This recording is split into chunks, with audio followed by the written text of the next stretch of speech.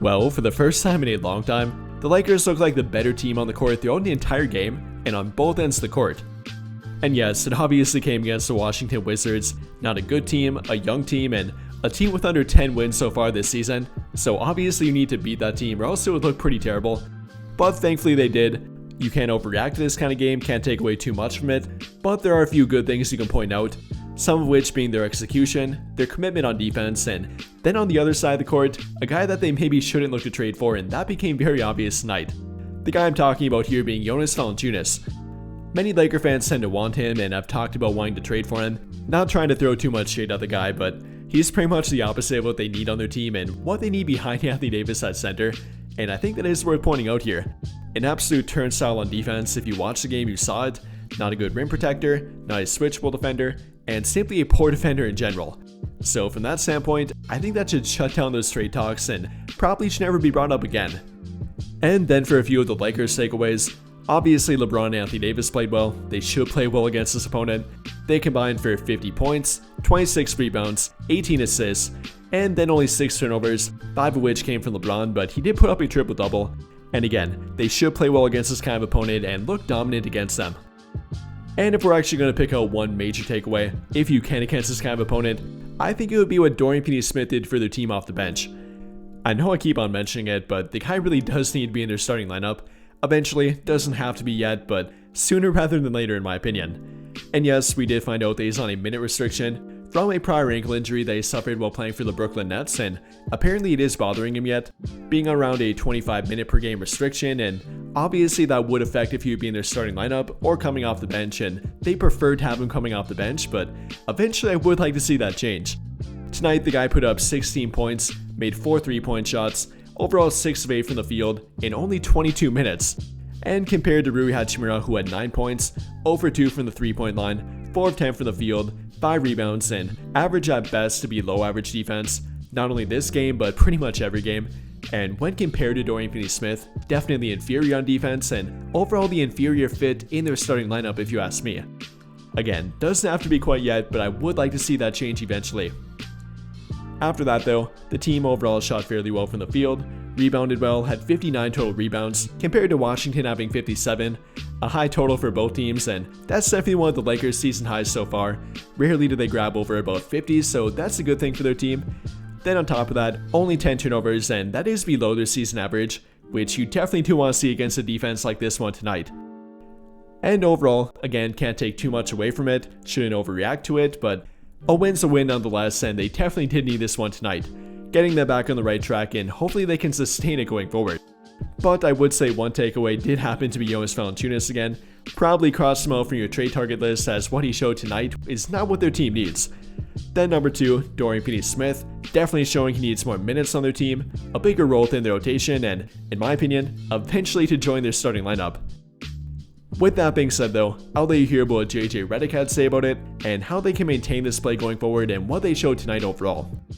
For most of the game, was anything stand out to you that you liked and you thought was consistent about the performance? I think it just starts with a very professional approach from our team.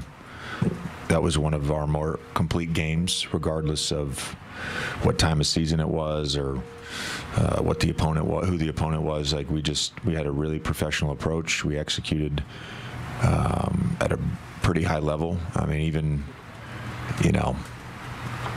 the shots we were able to generate from 3 were great. We got some good looks, some good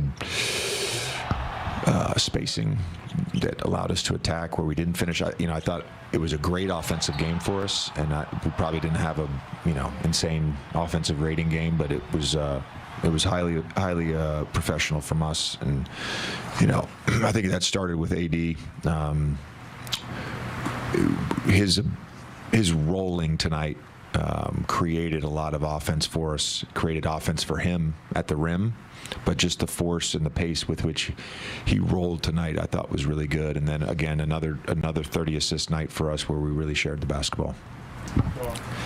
JJ, we're officially at the midway point, 41 games in. How would you assess this group through the first half of the season? Yeah, I think we're still searching for more consistency night to night. I really love our group, and I really love our group when we're connected and we play, professional competitive basketball and we execute. We're a really, really good team when we do that. I think even though we've had ups and downs, to be a top 6 team in the West right now. Scotty again today reminded me of the Atlanta and the Orlando game. We're like 2 games away from where we would feel really good about how things are. But I like where the team is at. I thought, probably Doe's best game, and he made shots, but, his activity defensively was great. Max tonight, I thought had a really standout defensive performance, the job he did on Poole, making it tough on him. But, yeah, I like our group, and I like, guys are really starting to not just accept roles, but embrace roles. And that's, to me, is, bad teams, they reject their roles. Good teams accept the roles. Great teams embrace the roles. And we're trending in that direction. JJ mentioned the 30 assists. A number of them were on lobs tonight. The way you guys attacked their bigs, was that just reading the game? Was it cutting? And I guess as you guys search for connectivity offensively, what do those kinds of plays say about people being, connected in either 2 or at least 3-man groups? Yeah, some of it was creating an empty side. You think of the first ATO coming out of halftime was AR on an off-ball screen. On an empty side, got out to AD. Jackson, the lob in transition. Just talked pregame about our running patterns and just being very detail-oriented with that, which was good. And then AD just, again, just rolling hard, I thought was big for us. And there were several plays where he did roll in that first half. And look, they're not great with their low man. When their low man was there, it created a little bit of confusion. We were able to get them in rotation. Even shots we didn't make, we generated good offense from our bigs rolling tonight.